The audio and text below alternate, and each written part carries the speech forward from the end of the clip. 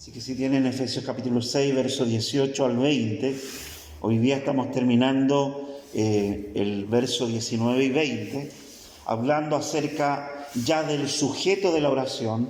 Pablo ha instado de todas las maneras, como dice mi hermano Hernán, a que la iglesia de Éfeso doble sus rodillas y ore al Señor. No solamente le ha dicho que tiene una armadura, como bien ha dicho mi hermano, sino que ha instado a la iglesia a orar. Hoy el apóstol Pablo nos muestra que cuáles son los sujetos de la oración. No el objetivo, sino los sujetos, y es lo que vamos a ver en esta tarde. Orando en todo tiempo, con toda oración y súplica en el Espíritu, y velando en ello con toda perseverancia y súplica, y acá viene lo primero, por todos los santos.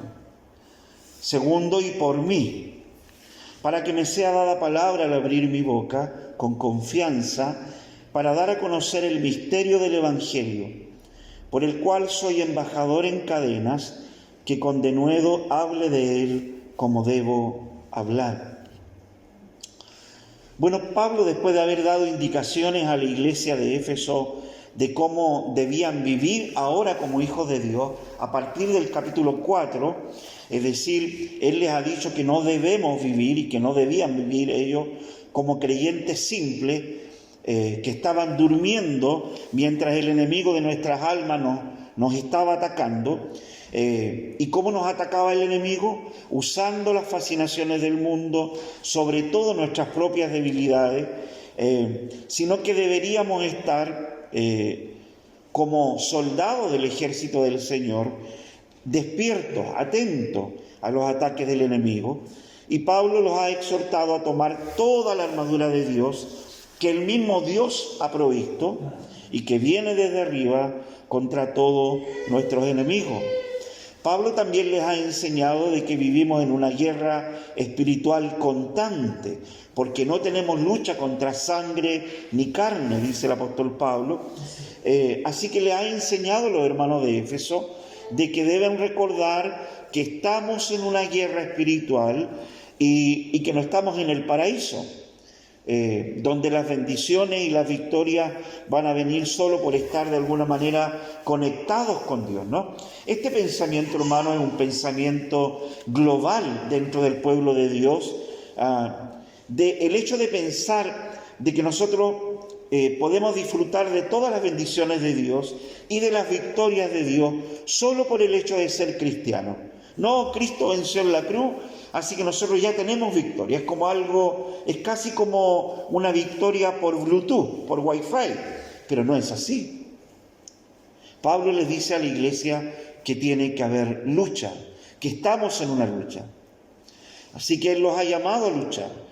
La armadura, hemos visto, ¿no?, domingos atrás, que la armadura de Dios no es solo algo para defendernos, sino para atacar, para luchar y para conquistar en el poder de Jesucristo. Hermanos, también hemos visto que la apatía espiritual no solamente fue una lucha del primer siglo, sobre todo de la iglesia de Éfeso, sino que también es una lucha que nos sigue hasta el día de hoy. Es nuestra propia lucha, la apatía espiritual. Nunca, ni por un momento, hemos visto que Satanás va a descansar buscando a los más débiles, porque hemos visto que él no se preocupa de aquellos que están firmes en la fe, sino de aquellos que lentamente o progresivamente en la vida han ido quedando en el camino, han dejado de orar, han quedado fascinados con las luces del mundo, con las luces de las redes sociales, con el trabajo, con los intereses personales. Muchos creyentes ya no tienen tiempo para orar, ni para estudiar, ni para conocer más a Cristo. Muchos creyentes han quedado sin fuerza en el camino, sin deseo de congregarse, muchos atrapados por los compromisos en el mundo, atrapados por los compromisos familiares, atrapados por los compromisos personales. La mayoría de estos creyentes están fascinados más que nada con ellos mismos. Este ha sido el zarpazo final de Satanás a la iglesia moderna, a la iglesia de este siglo. Satanás, hermano, el zarpazo final, como lo llamo yo, no es el hecho de que Satanás esté conduciendo a la iglesia de hoy hacia un camino de inmoralidad perversa y manifiesta. No son los grandes pecados, esos pecados que nosotros consideramos como más graves. Creo que la mayor arma que Satanás ha usado contra la iglesia el día de hoy es fascinarnos a todos, fascinar a la iglesia con nosotros mismos. Así que Pablo dice que debemos estar sobrios, velando, porque nuestro adversario, el diablo, anda como león rugiendo buscando, y esta palabra la hemos enfatizado, ¿no? Satanás no es que él todos los días llegue y tiene listo quien va a atacar. Él está buscando. Claro, están los millones de creyentes a su disposición, pero no puede atacar a todos. Él busca almas débiles. Bueno, después de todos estos textos que hemos leído, finalmente hemos llegado a estos versos que son reveladores. Pablo debe estar de alguna manera adelantándose al pensamiento de muchos hermanos en Éfeso, porque él les ha dicho de que ahora tenemos una armadura. ¡Qué gran privilegio! Tenemos una armadura provista por Dios para poder defendernos, para poder atacar. Así que de alguna manera yo creo que Pablo está pensando en lo que deben estar pensando los hermanos de Éfeso. Seguramente deben de estar diciendo, ¡qué bueno, qué bien!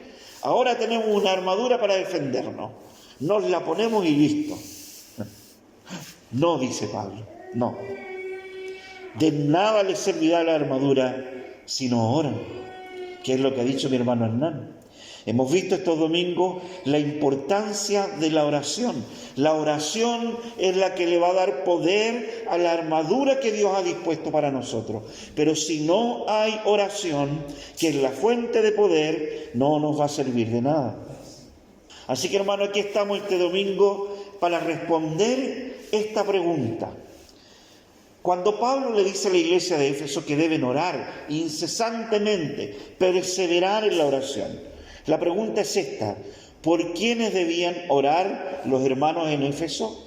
Y según lo que dicen estos últimos versículos que ya estamos terminando el día de hoy, estos 3 versículos, Pablo dice que debían orar por todos los santos. En primer lugar, él dice que hay que orar por 2 razones: por todos los santos y por mí, dice él. Así que veamos la primera parte. Él exhorta a la iglesia a orar por todos los santos y velando en ello con toda perseverancia y súplica por todos, dice, pantón, dice en el griego, abarca a todos, no excluye ningún creyente, por todos los agión, por todos los santos, los que han sido rescatados por el Señor Jesucristo. Hermano, uno de los principios que el apóstol Pablo ha venido enseñando, no solo en Éfeso, sino en todos los lugares donde él ha ido plantando iglesia, es que la iglesia no es el conjunto de creyentes que viven de manera individual su fe, sino que la iglesia de Cristo es un cuerpo. Y él ha dicho que la iglesia es un solo cuerpo, con una sola fe, un solo Señor, un solo bautismo. El individualismo no solamente fue un peligro latente en el primer siglo, sino que yo diría que es un peligro al que nosotros mismos estamos expuestos todos los días. Vivimos en un mundo que ha sido moldeado por Satanás, por sus aliados. Y este mundo ha sido moldeado de tal manera que todo está hecho para agradarnos a nosotros mismos y exaltar nuestras individualidades. Pablo recalca la idea de que debían orar por todos los hermanos, orando con perseverancia y súplica por todos los santos, porque la vida cristiana no se puede vivir individualmente, sino corporativamente, porque somos un cuerpo. En 1 Corintios capítulo 15, versículo 12 y siguiente, Pablo le dice a los corintios: porque de la manera que el cuerpo es uno y tiene muchos miembros, pero todos los miembros del cuerpo, que es uno, siendo muchos, son un solo cuerpo, así también Cristo, porque por un solo espíritu somos todos bautizados en un solo cuerpo, sean judíos o griegos, sean siervos o libres, y a todos se nos dio a beber de un mismo espíritu. Y luego en el verso 15 Pablo dice: si dijere el pie, porque no soy mano, no soy del cuerpo, por eso no sería del cuerpo. Y si dijere la oreja, porque no soy ojo, no soy del cuerpo, por eso no sería del cuerpo. Verso 21. Ni el ojo puede decir a la mano: no tengo necesidad de ti, ni tampoco la cabeza a los pies: no tengo necesidad de vosotros. De manera que si un miembro padece, todos los miembros padecen con él, y si un miembro es honrado, todos los miembros se gozan con él. Las envidias, los celos, el egoísmo, las divisiones, los resentimientos, las murmuraciones, las difamaciones y el desinterés que hay en la iglesia de hoy por el otro, hermanos, son manifestaciones de creyentes o de personas que nunca han comprendido nada del Evangelio.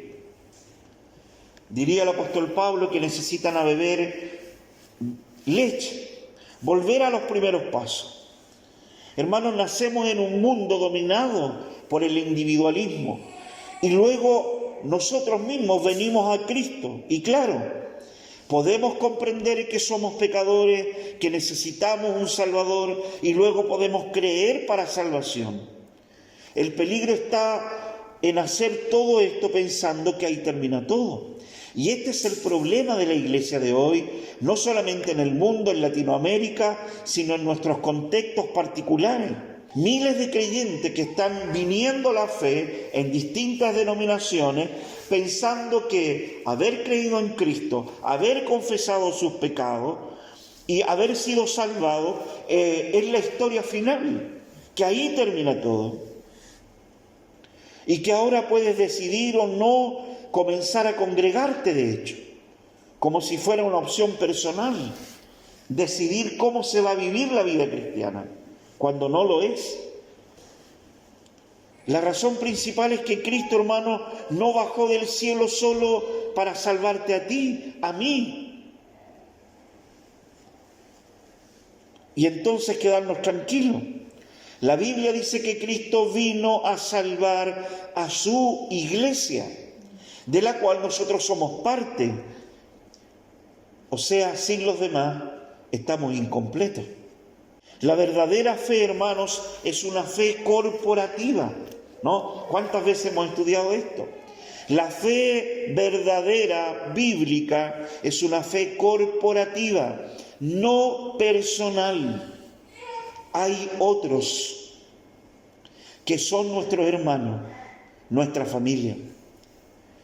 Tenemos creyentes que aman al Señor, hermano, pero odian congregarse. Aman a Jesús, pero no desean tener comunión con otro. Están preocupados de su propio crecimiento, pero no del crecimiento de otro. Aman leer y cantar, pero aman hacer esto encerrados en sus hogares, con alguna clase de fe distorsionada del Evangelio, donde muchos de ellos son los protagonistas y Dios es un simple espectador. He hablado con muchos hermanos, o entre comillas, en el lugar donde vivo, que ya no van a ninguna iglesia. Y todos me dicen: no, pastor, no, por el momento no estoy yendo a la iglesia, pero sabe, yo amo al Señor. Y muchos de ellos esperan, de hecho, que Dios los recompense por el amor tan grande que le tienen, aunque no comparten con nadie ni se preocupan de nadie. Como dijo un viejito, yo diría que ellos tienen una iglesia falsa, con un culto falso, donde solo asisten ellos y Dios. No hay nadie más.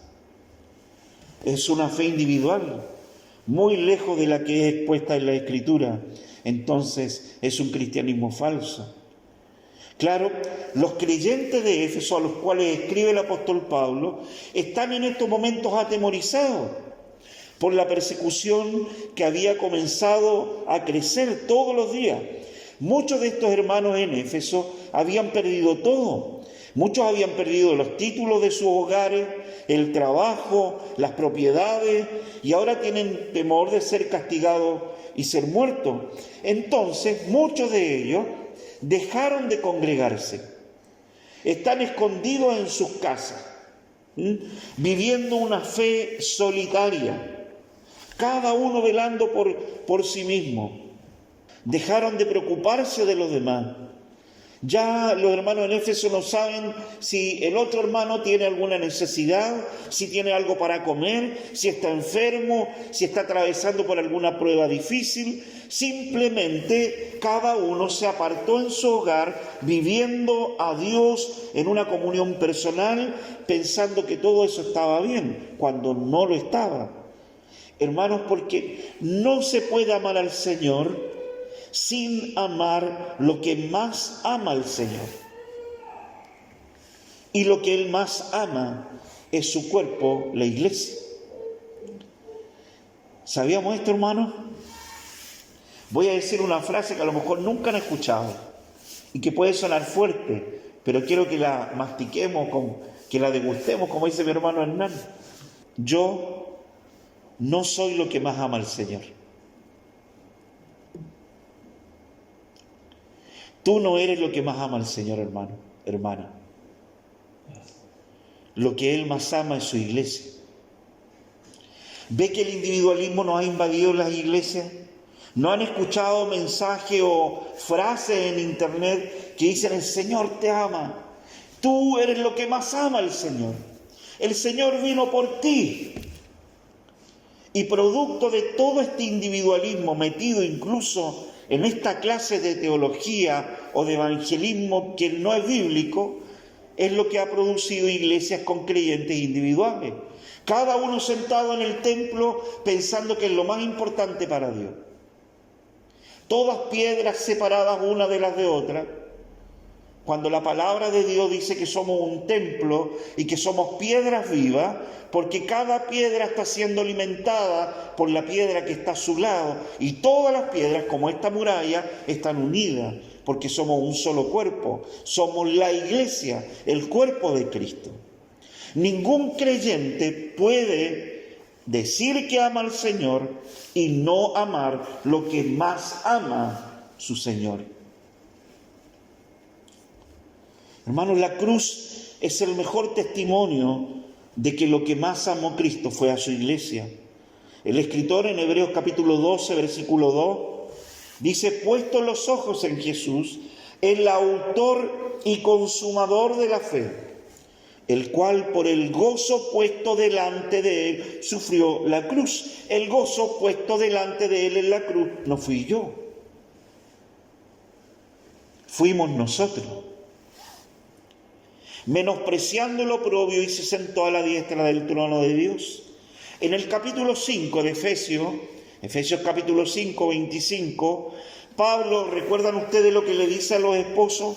Que deben amar a sus mujeres, pero luego dice: así como Cristo amó a la iglesia y se entregó a sí mismo. ¿Por quién? Por ella.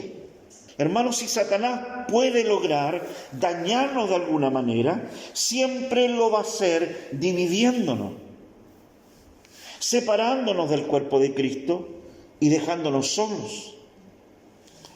Fíjese, recuerdan ustedes en Efesios capítulo 3, Pablo hablando de la necesidad que tenían de conocer el amor de Cristo. Pueden ir a Efesios capítulo 3 si lo desean, versículo 14 en adelante. Pablo está hablando de la necesidad que tenían de conocer el amor de Cristo para que fueran llenos de toda la plenitud de Dios. ¡Qué maravilloso! Pero antes de esto, primero los llama con un nombre: familia. Verso 14. Por esta causa doblo mis rodillas ante el Padre de nuestro Señor Jesucristo, de quien toma nombre toda familia en los cielos y en la tierra, para que os dé conforme a las riquezas de su gloria, el ser fortalecidos con poder en el hombre interior por su Espíritu, para que habite Cristo por la fe en vuestros corazones, a fin de que, arraigados y cimentados en amor, seáis plenamente capaces de comprender con quién, con todos los santos, cuál sea la anchura, la longitud, la profundidad y la altura, y de conocer el amor de Cristo, que excede a todo conocimiento, para que seáis llenos de toda la plenitud de Dios. ¡Qué tremendo! Hermano, ¿quieres ser fortalecido con poder? Pues tienes que hacerlo como familia, como cuerpo. ¿Quieres estar arraigada en el amor de Cristo? Pues tienes que hacerlo con tu familia. ¿Quieres conocer el amor de Cristo? Pues no podemos hacerlo solo, ni sola. Tienes que hacerlo en el contexto de tu familia espiritual, el cuerpo de Cristo, la iglesia. ¿Quieres ser lleno de toda la plenitud de Dios? Pues tienes que hacerlo como familia. Hermanos, todo lo que estemos experimentando en la vida cristiana lo experimentamos como cuerpo, como familia. Todo lo que nos venga del cielo y lo que esté pasando, aún en las esferas espirituales, como Pablo ha dicho en Efesios capítulo 6, ya sea que nos afecte o que nos beneficie, lo hará como familia, porque somos uno solo. Un cuerpo, hombres y mujeres, de todos los tiempos, de toda lengua, de toda tribu, de toda nación, viviendo bajo un mismo Señor, una misma fe y un mismo bautismo. Recordarán el libro de Apocalipsis, capítulo 7, versículo 9, Juan dice: después de esto miré, y he aquí una gran multitud, la cual nadie podía contar, de todas las naciones y tribus y pueblos y lenguas, que estaban delante del trono y en la presencia del Cordero, vestidos de ropas blancas y con palmas en las manos, señal de victoria. Ellos vencieron. ¿Quiénes? ¿Quiénes vencieron? La iglesia, nuestra familia. Hermanos, la guerra espiritual que estamos experimentando noche y día en la tierra no es mi guerra, es nuestra guerra. No es una guerra individual, es una guerra corporativa. Entonces, dice Pablo, debemos orar por todos los santos, pantón ton jaión, por todos los santos, por todo el cuerpo de la iglesia. Hermanos, ora por los hermanos que están siendo perseguidos en otros países. Oremos por los hermanos que están siendo asesinados, quemados, colgados, asediados, aterrorizados. Ora por aquellos hermanos que a causa de su fe han perdido un hijo, una esposa, un esposo, un padre, una madre. Porque esa es la realidad de todos los días en nuestro mundo. Aunque tú y yo, hermano, acá en Chillano, allá en Curacautín, no estemos sintiendo nada de esto que está pasando en otros países, nos está pasando a nosotros. Aunque vivamos en Chile, lejos de la guerra humana, y no estemos experimentando esta clase de persecuciones o pruebas, no es todo el panorama completo, hermano. Nosotros nos miramos acá en Chile y podemos pensar que nosotros estamos bien. ¿Se da cuenta cómo pensamos naturalmente? ¿Cómo estamos en Chile? como iglesia estamos bien, no tenemos persecución, no tenemos esto y no tenemos lo otro. Y esta es toda la verdad, porque no es toda la verdad de lo que está pasando. Porque sí, hermanos, nos están persiguiendo y nos están matando en otros países. Nos están matando en otros países, porque somos uno en el Señor y el dolor de ellos debe ser nuestro dolor. Lamentablemente vivimos en un mundo, en una realidad espiritual donde estamos tan sumidos en nuestras individualidades, en nuestras individuales vidas, individuales momentos, individuales sentimientos, individuales pensamientos, que hemos invisibilizado a los hermanos que nos vemos y hacemos como si no existieran. Hermanos, debemos orar por cada creyente de cualquier denominación hermana en nuestro país que sufra o que esté pasando hambre, que le falte trabajo, que esté siendo injustamente perseguido o que esté siendo injustamente abandonado por sus seres queridos a causa de la fe. Debemos orar por los hermanos más débiles. Debemos orar por aquellos a quienes les cuesta comprender la palabra de Dios. Debemos orar por los hermanos de esta pequeña plantación en Chillán. Debemos orar por los hermanos de la iglesia Yancuracautín. Debemos orar por cada uno en particular. Y no solo orar a lo general. Señor, yo te pido por la iglesia en el mundo.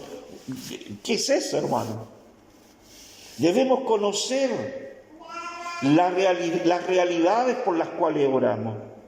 Averiguar. Hoy en día ningún hermano en ninguna parte del mundo puede decir: ay, pastor, es que yo no sabía lo que estaba pasando allá. Hermano, las redes. Hoy es el tiempo de las comunicaciones instantáneas. Hagamos una lista de los hermanos de nuestro contexto local.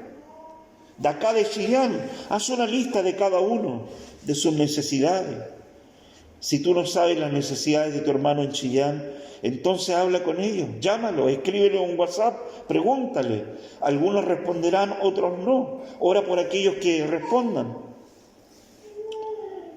Recuerda que debemos orar por todos los santos, porque estamos en una batalla espiritual como iglesia de Cristo. Hermanos, estamos siendo atacados. No podemos dormirnos, no podemos darnos por vencidos. Y debemos orar perseverantemente, como hemos visto el domingo pasado, insistentemente. Quiero terminar este punto con dos ilustraciones. La primera del pueblo de Israel. ¿Recuerdan ustedes el ultraje y la humillación del levita y su esposa? Es simplemente este tiempo que fue tan terrible, ¿no? Todo esto que sucedió, los benjaminitas simplemente se lavaron las manos, hicieron como si nada hubiese pasado. Y a pesar, hermanos, de que este era un tiempo oscuro en la vida de Israel como pueblo de Dios, dice Jueces 20 que se levantaron como un solo hombre. Y el verso 8 dice: entonces todo el pueblo como un solo hombre se levantó y dijeron: ninguno de nosotros irá a su tienda, ni volverá ninguno de nosotros a su casa. Y el verso 11 dice: y se juntaron todos los hombres de Israel contra la ciudad, ligados como un solo hombre. Y la otra ilustración es la de Cristo. En su oración sacerdotal, en Juan 17, cuando Él ora en el verso 11, Padre Santo, a los que me has dado, guárdalos en tu nombre. ¿Para qué? Para que sean uno, así como nosotros. Mas no ruego solamente por estos, sino también por los que han de creer en mí, por la palabra de ellos. ¿Para qué? Para que todos sean uno. Como tú, oh Padre, en mí y yo en ti, que también ellos sean uno en nosotros, para que el mundo crea que tú me enviaste. La gloria que me diste yo les he dado, para que sean uno, así como nosotros somos uno. Y el segundo punto, para terminar, el segundo motivo de oración, es Pablo mismo.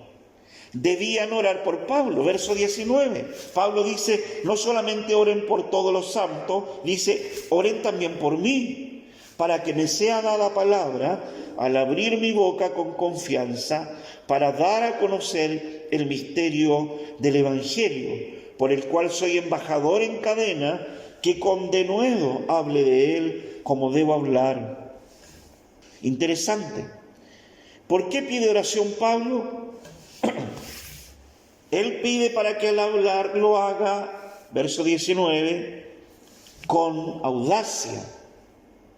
Este término parresía en griego significa hablar con valentía, sobre todo cuando uno tiene que tener mucho cuidado en las palabras que utiliza cuando está en un tiempo de peligro. Si tú dices algo equivocado, te van a castigar o tu vida puede correr peligro. Pablo utiliza esta palabra, dando a entender que lo que él necesita es apoyo espiritual para que cuando él abra su boca no tiemble, su lengua no tiemble.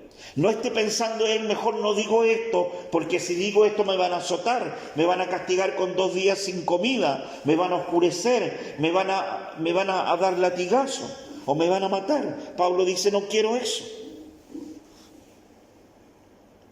Pablo, hermano, no está cómodamente sentado detrás de un escritorio haciendo un podcast.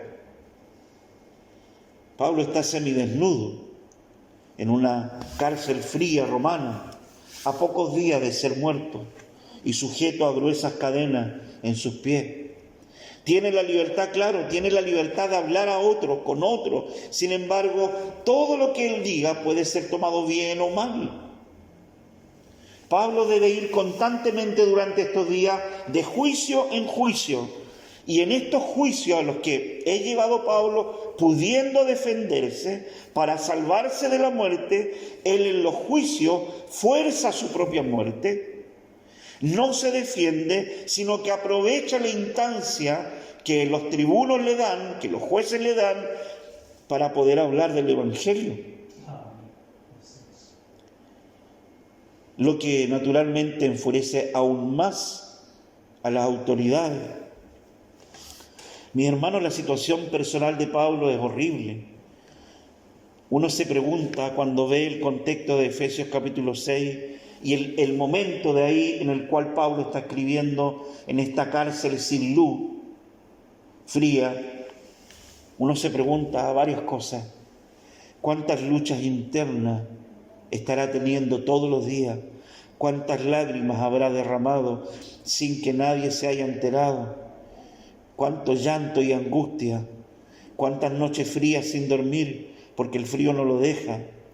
Cuántos días habrá pasado castigado sin comer, cuántas humillaciones, cuántos recuerdos dolorosos. Y allí está Pablo. No está en la compañía física de nadie que lo apoye, nadie que le dé la mano, que le dé un abrazo, que le diga, Pablo, ánimo, que lo sostenga o que lo aliente.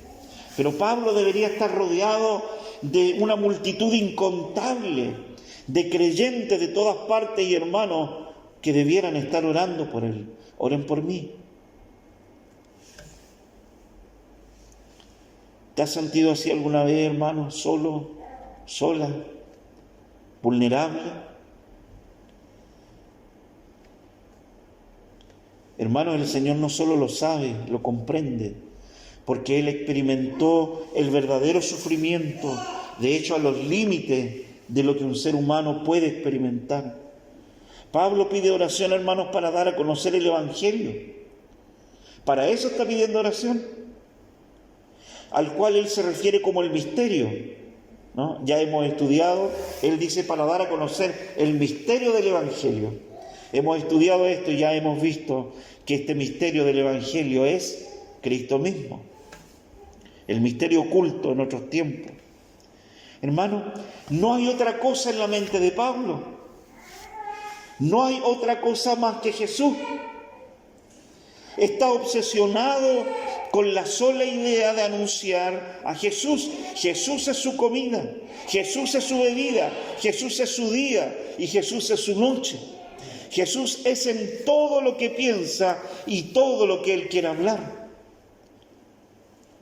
Pablo ha desviado su mirada humana sobre su propio dolor, sobre su propia angustia y lo que le está pasando. y ha desviado esa mirada del mismo y ha quedado atrapada, como alguien diría, en la gloriosa vista de su amado Salvador.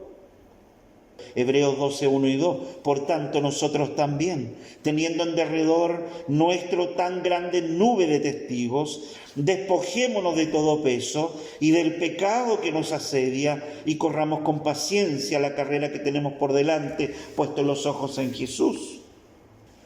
Pablo no pide oración para ser liberado, para que le den una mejor comida, o para que pueda dormir en una cama calentita, o para ser librado de la muerte. Pide oración para él poder hablar más de Jesús. Jesús lo había consumido. Pablo había sido consumido por Cristo. Este es un hombre que tiene claro el propósito de su vida, que es honrar a Cristo, quien no solamente es el misterio que había sido anunciado por tantos siglos, sino que es ahora la cabeza de la iglesia. Esa iglesia que debe ser reunida de todas partes del mundo mediante la predicación del Evangelio, por el cual Pablo dice que es un embajador. Claro, pero Pablo no es un embajador viviendo en una lujosa casa, ni un embajador con inmunidad diplomática. Este es un embajador encadenado, literalmente encadenado.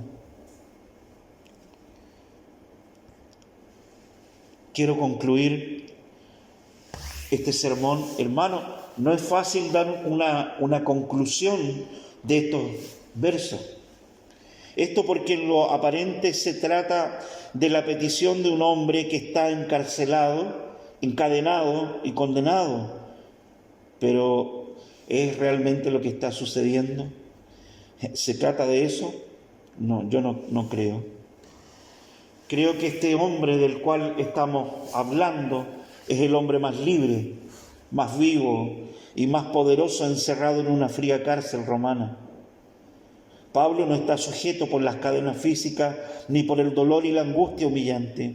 Pablo está dando su último discurso a la iglesia de Éfeso y la iglesia de Cristo de todos los tiempos, para que podamos comprender, hermanos, que debemos luchar por la causa del Evangelio y que debemos ser consumidos plena y totalmente por la persona de Cristo. Si Cristo no es el todo de nuestra vida, todo va a estar mal. Te vas a ver mal la vida, mal los problemas, mal los desastres, mal las tragedias, mal la vida en comunidad de la iglesia, todo va a estar mal. Si Cristo no nos ha consumido plena y totalmente. Y para eso, dice Pablo, debemos orar por toda la iglesia, por todos los santos, porque somos uno en Cristo. Sin la oración, la iglesia no tiene poder. Hermanos, es la oración la que nos va a mantener unidos. Es la oración que salvará a su pueblo, mientras obreros, misioneros, pastores, hermanos y hermanas están dando su fe, testimonio de su fe en otros lugares que son hostiles a nosotros. Es la oración la que nos va a dar poder para vivir en un mundo que nos odia. Hermano, el mundo nos odia. El mundo odia a Cristo y a su iglesia. Es la oración la que nos va a permitir sujetar nuestros propios impulsos carnales y el poder dominante que ejercen sobre nosotros. Es la oración la que nos va a sostener de pie cuando vengan los tiempos malos, porque van a venir. Es la oración la que nos va a dar poder para soportar la enfermedad, las traiciones, las tragedias, el quebranto. Es la oración la que nos va a dar el poder para renunciar al pecado. Es la oración la que nos va a dar el poder para vencer y levantarnos cuando hemos caído. Es la oración la única que nos va a hacer más conforme a la persona de Cristo. Hermanos, entonces no debiéramos hacer de la oración la respiración de nuestras vidas, dijo un viejo teólogo suizo. Hay un viejo himno escrito en 1845 por William Wilberforce, que fue un predicador muy sencillo, con un tremendo problema en su vista, quedó prácticamente ciego. Y él escribió este hermoso himno Dulce oración, dulce oración. Dulce oración de toda influencia mundanal. Elevas tú mi corazón al tierno Padre Celestial. Oh, cuántas veces tuve en ti auxilio en ruda tentación, y cuántos bienes recibí mediante ti. Dulce oración. Dulce oración, qué aliento y gozo al alma das. En esta tierra de aflicción, consuelo siempre me serás, hasta el momento en que veré a Cristo en célica mansión. Entonces me despediré feliz de ti, dulce oración.